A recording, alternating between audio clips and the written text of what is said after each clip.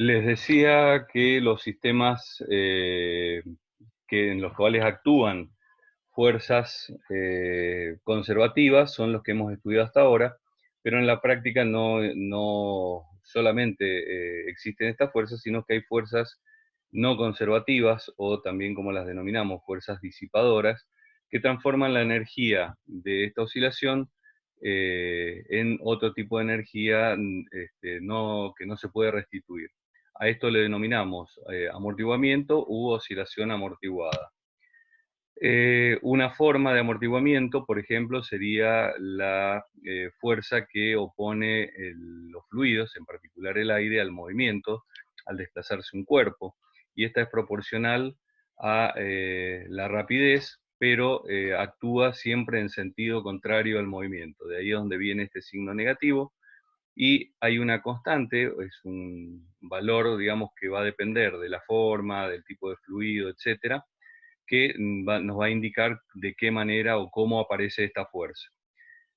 Haciendo el balance de fuerzas, incluimos este término, tenemos la fuerza que el resorte efectúa sobre el cuerpo, y por último esto nos va a determinar la aceleración del mismo, que como sabemos no es constante, sino que es variable. Reescribiendo esta ecuación, de manera que reemplazamos a la velocidad y a la aceleración en términos de la posición, nos queda una ecuación diferencial de segundo orden que tiene una solución de tipo periódico, pero en este caso tiene la particularidad que en el término que corresponde a la amplitud vemos un decaimiento exponencial que es función del tiempo, y en el caso de el movimiento periódico, la fase, tenemos una frecuencia que no es la misma frecuencia de oscilación que teníamos anteriormente en el caso de que consideráramos únicamente fuerzas conservativas. Esa frecuencia de oscilación depende de las características del sistema, o sea, de la constante de fuerza del resorte, la masa del cuerpo, pero también aparece esta constante que es la constante de amortiguamiento.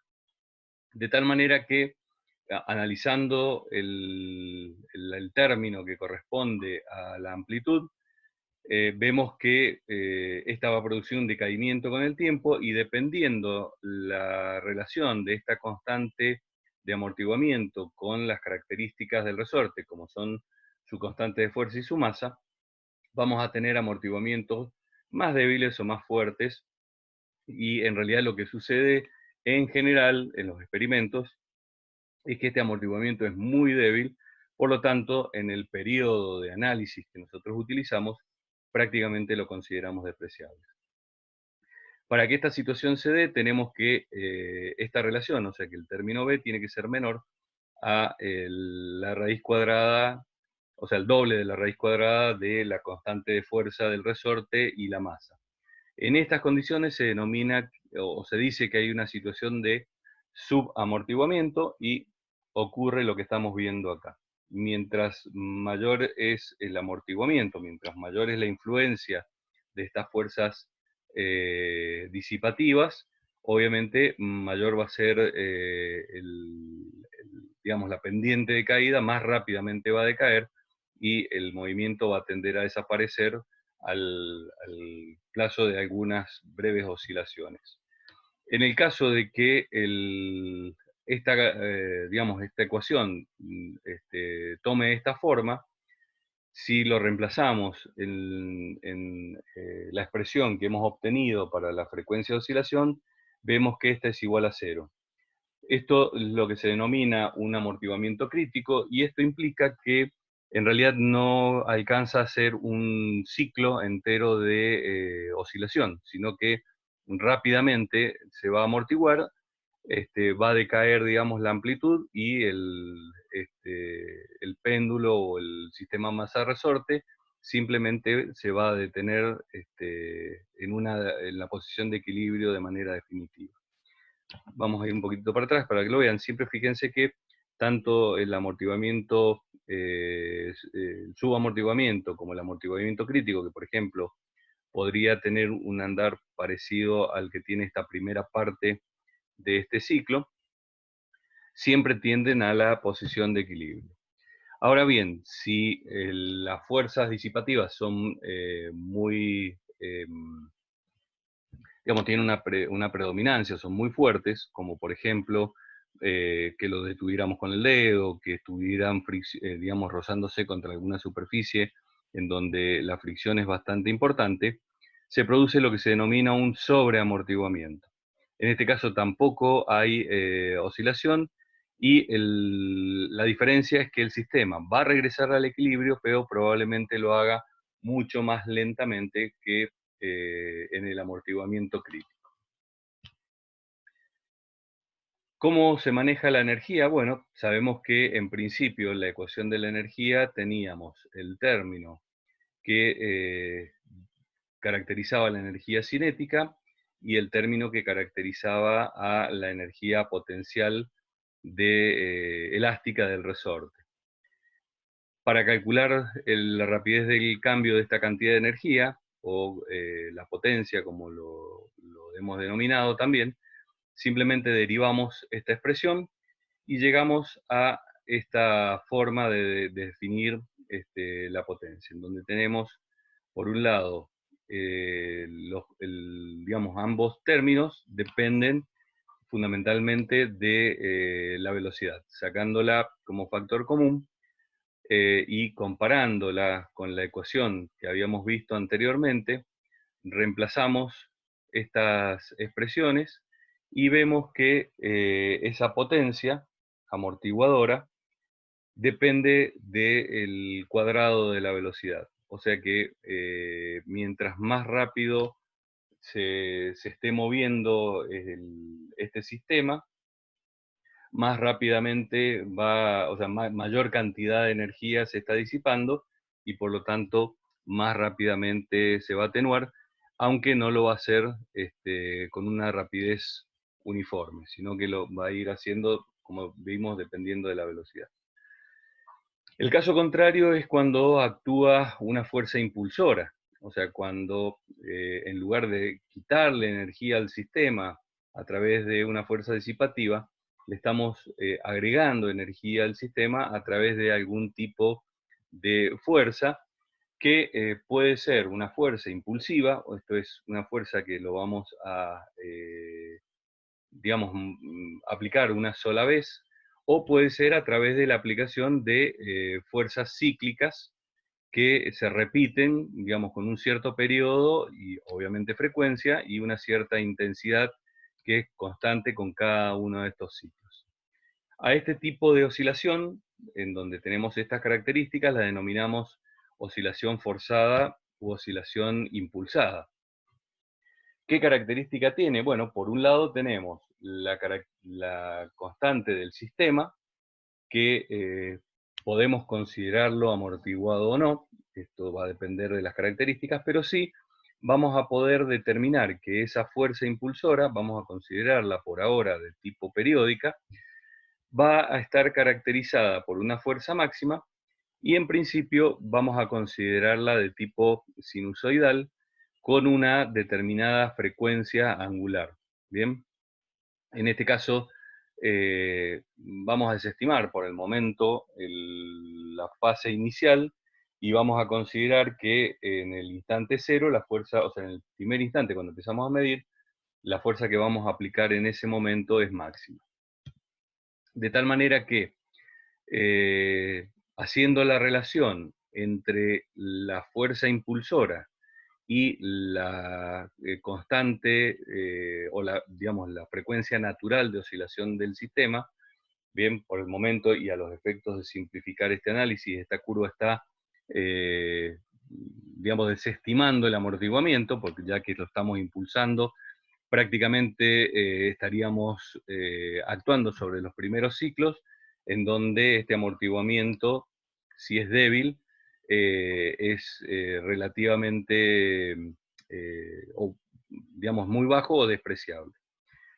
Y entonces hacemos la relación entre estas dos, de tal manera que la forma de verlo es que cuando esta relación es igual a 1, quiere decir que la frecuencia de la fuerza impulsora es exactamente igual a la frecuencia natural de oscilación del sistema.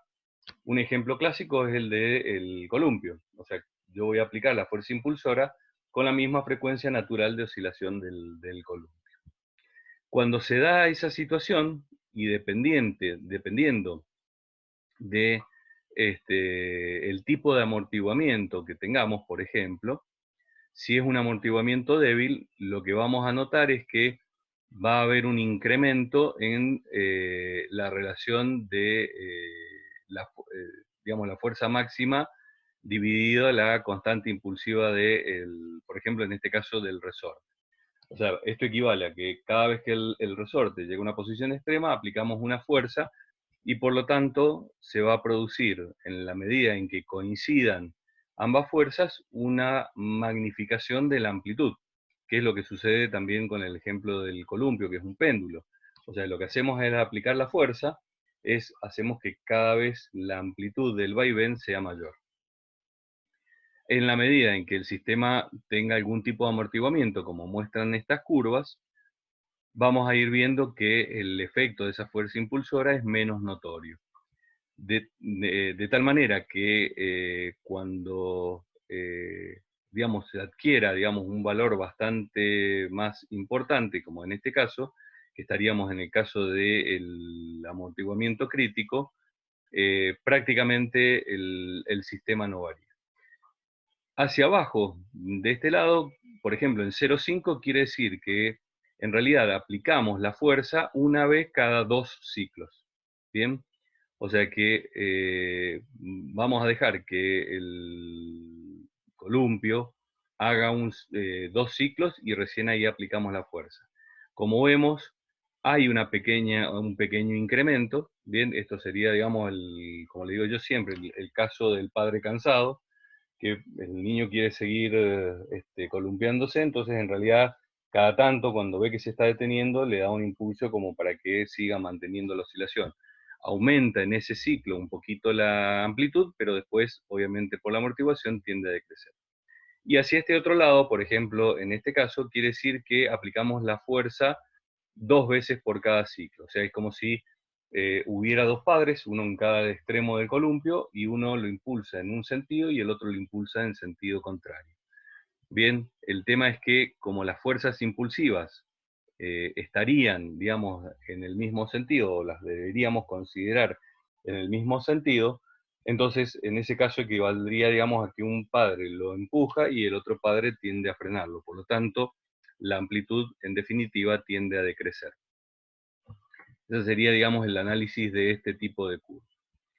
En este caso, si la expresión de la amplitud forzada va a depender, como vimos, de la frecuencia de la fuerza impulsora, y lo va a hacer de acuerdo a esta expresión que deducimos, digamos, de la expresión completa que habíamos obtenido.